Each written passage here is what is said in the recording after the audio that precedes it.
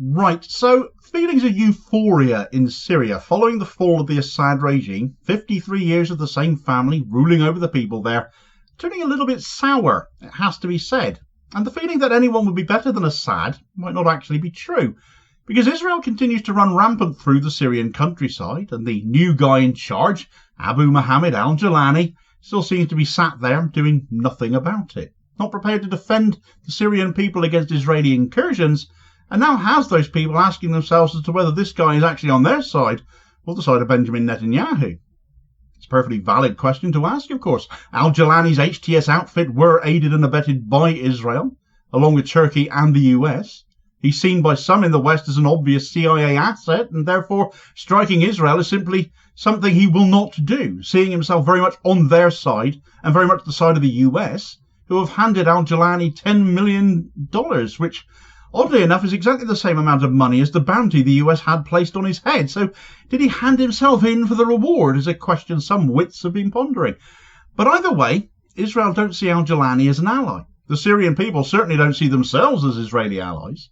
So Al-Jolani needs to make his mind up about whose side he's actually on, Israel's or that of his people, because he can't be both.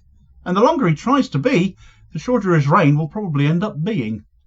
Right, so is Syria falling apart again already? Well, quite possibly, as the new HTS-led administration is now increasingly being questioned in its ability to lead. Having taken power, now what do they do with it? Now that they've largely been abandoned, Syria destabilised for mostly Israeli interests. But when Israeli interests are basically identical to US interests, deposing Assad and installing a puppet on their behalf, it becomes clear that what we've seen here is by and large another proxy war by the US to achieve a given Western aim, disrupt Syria and by extension disrupt Iran and Hezbollah and supply lines between the two. If Al-Jolani is a CIA proxy puppet representing US and Israeli interests then, well, he's certainly been singing from that hymn sheet to back that up, professing his alliance with Israel and that Iran and Hezbollah are his enemy. We've seen that repeated as a running theme throughout foreign media in the last few days, especially what I've seen referred to as the Balkanization of Syria, long-term instability and a reliance on Western assistance and association. But the ones that lose out most of all in that scenario, the ones as an observer you side with yourself in this picture, are all of the innocent Syrians caught up in such machinations. These people suffered under the Assad regime, and for those saying they didn't, the scenes of mass celebration and cheering at his departure do tell a different story. Clearly a show of them believing anyone must be better than Assad, even if that anything turned out to be Al-Jolani and his Hayat Tahrir al-Sham outfit, HTS, and those groups collaborating with them, all of whom come from a scrappy assemblage of former Al-Qaeda and ISIS terrorists, leftovers of those groups as HTS are, a terror group as HTS remains to find itself, as by many nations, despite those same nations now happily pressing the flesh with him, it seems. You can be anti-Assad and anti-Al-Qaeda cast-offs, just be on the side of the Syrian people here. Well, those same people are now beginning to wonder, I dare say, if what they've traded Assad in for was worth it, given Israel is still running rampant across their land, still seizing Syrian territory, still acting like it now owns the place, and the US directing it all and be very much a large part of the problem too. And this new Syrian leader seems to just be letting them do it. Since 2011, when the Arab Spring uprising triggered civil war in Syria, Syria has been a poor country in many respects, from poverty caused by war to human rights abuses at Assad's hands. Their economy has been hammered and will take time to rebuild and become prosperous once more. It needs a chance to do that. And on one hand, they have all that oil that accounted for a quarter of Syrian exports back in 2011. But the oil-rich northeast of Syria is now dominated and controlled by US interests and the US itself. So the new HTS administration doesn't really have control over it. And this map largely points that out. The orange areas are under basically US occupation, taking up the majority of oil fields along the whole of the Iraqi border, plus a chunk in the south straddling the point where the borders of Iraq and Jordan meet.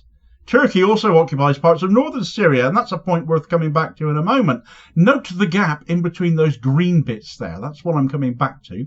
And of course the blue bit of Israeli-occupied Syria, the Golan Heights, has now increased in size from that image, having now pushed further east as Israel have. Where HTS might like to get their oil-rich lands back, to get the Syrian economy back on track, that may not be possible. The US still has sanctions placed on Syria, amongst other nations, and even if they were to hand that land over to HTS, getting that close to the Iraqi border, well, Iraq have already said they'll preemptively strike any HTS attempts to move in on their border, as I discussed in the video just yesterday. So it might not even be feasible. And to get those sanctions lifted so they can export more widely again. Syria has a large agricultural industry too. Can they have their oil back and get sanctions lifted when the US has so much sway over both of those things? I highly doubt it. They'll never let Syria have their way. The US sure as heck are not going to give back their oil. And oil is the biggest driver of the US presence in the Middle East anyway. So that goes doubly. But then there is the element that neither HTS nor the US seem to have much control over, and that is the rogue element and the rogue behaviour of the Israeli state itself. They are still bombing Syria. They are still pushing to seize more land. They've annexed more of the Golan Heights and announced plans to settle there and ensure it remains part of Israel forever. And where is the HTS response to that? Seemingly nowhere. Al-Jolani has told Benjamin Netanyahu that he is his friend, and they will not fire upon Israel. They won't let Syria be used by anyone else to fire upon Israel, to which Netanyahu and the IDF have seemingly just flipped the bird to Al-Jolani, laughed in his face, and carried on seizing territory and razing chunks of Syrian infrastructure, homes and countryside. Here's an excerpt from the Cradle from just yesterday, detailing this continued Israeli expansionism. Footage posted on social media on 17th of December showed Israeli tanks moving through the Syrian village of Saida in the occupied Golan Heights, on the administrative border between the governorates of Deraa and Quneitra. A Sputnik correspondent reported earlier on Tuesday that an Israeli helicopter landed near a military site around the Syrian capital Damascus on Monday evening and left the area after about 20 minutes. The Israeli military pushed deeper into the Damascus countryside on Monday after advancing towards the Beirut-Damascus International Highway and taking control of the Yarmouk Basin, a highly essential freshwater source. Late on Sunday and into the early hours of Monday, Israeli warplanes carried out the most violent and intense round of airstrikes on Syria yet. Hayat Tahrir al-Sham's HTS Abu Muhammad Al-Jolani, who now goes by his real name Ahmad al-Sharaa, told The Times in an interview released later on Monday that the new Syria will not be hostile to Israel. Jolani called on Tel Aviv to withdraw from the country and stop its airstrikes. The former Al-Qaeda leader said Israel's justification was the presence of Hezbollah and Iranian militias, so that justification is gone. We are committed to the 1974 agreement and we are prepared to return the UN monitors. We do not want any conflict, whether with Israel or anyone else, and we will not let Syria be used as a launch pad for attacks. But Israel isn't committed to the 1974 agreement anymore. Israel had declared it to be null and void. So they're taking zero notice of you, sunshine, and you're still saying you won't retaliate or do anything more than write strongly worded letters to the UN. No wonder serious people are getting the hump with you already. They know Israel for what it is. You did a deal with them to depose Assad, and now you have to live with the consequences of that. Much like the likes of, for example, Zelensky in Ukraine does, in that your backside is now effectively owned by Western interests. And of course the fact Zelensky was aiding HTS with drone tech. But the people of Syria very much didn't do the deal, and you now have to answer to them. In that regard, Israel will keep seizing more territory. The US will likely have no issue with that, because when do they ever? More land that they could also use as well, on top of that they already control in Syria. And where the CIA wishes to move against the likes of Iran and beyond them, their allies such as China and Russia, the staging ground being Syria is set. They'll use Syria to launch attacks on Iran, while you're still bleating that Syria will not be used as a launch pad against Israel. On top of that, Syria is a really diverse place, but only some of the groups there will be governable for them, frankly.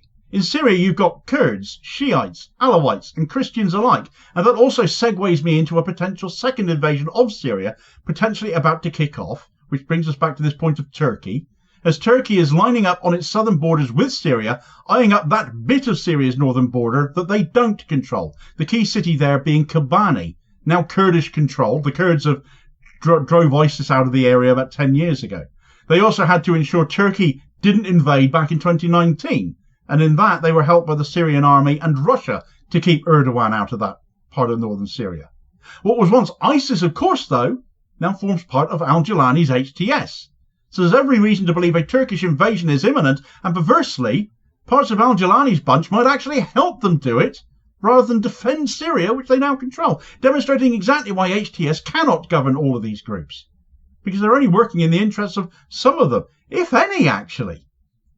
Al-Jolani is looking more and more with every passing day to be actually quite a functionally weak leader, with few friends beholden to Western interests, so depraved they do deals with Al-Qaeda leftovers like Al-Jolani to begin with. If Syrians are waking up to this, Al-Jolani's got no one to blame but himself. Demonstrating further how isolated Syria now is under Al-Jolani, though, are threats such as those having now come from Iraq, should HTS come anywhere near their border, which is rather unfortunate for Syria since it is where most of their oil is.